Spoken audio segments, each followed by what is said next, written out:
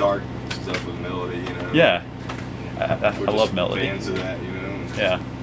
And being in the industry too, it's like you kind of learn a lot about radio, but I mean, like Brandon was just saying, you know, it's what we love, and the subject matter is real to us. That's the thing. It's like, you know, with a lot of.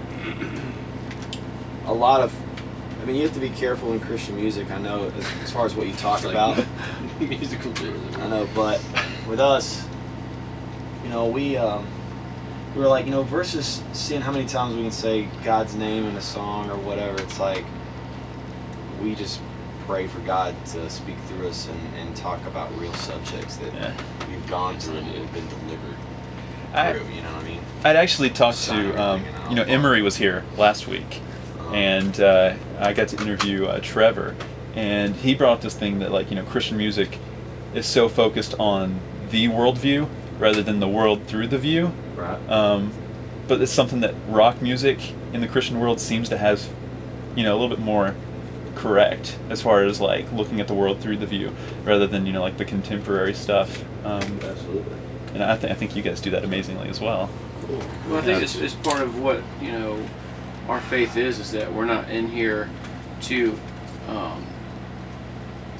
I guess, to kind of create our own culture. We're just trying to be, you know, followers of Christ in today's culture. You know what I'm saying? So it's like over time and over centuries, culture has changed and things have happened in the world and all this kind of stuff. But the believers that are in each one of those different times, different time periods, you know, still have a way to express their faith and share their faith in the language that's popular or the styles that are popular and things that we relate to. So growing up for us, you know, rock music was a big part of our lives, and so that's how we were able to communicate our message. Definitely, your personality comes through rather than just your faith. Definitely. It's funny too you mentioned that it's the darkest thing that we had done, because I think that's something that we actually like to touch on, because a lot of bands are afraid to talk about that. Yeah. Because there is a dark side to Christianity as well. I mean, there's a dark side to everything. Thanks, man. Appreciate it. It's like, if you're always talking about the light, it's like, I think it becomes a little unreal to people and non-believers. Right. And so it's like, you know, when we're talking about drug addiction and things like that, it can kind of shake up the Christian world, being like, are they talking about that, like, specifically?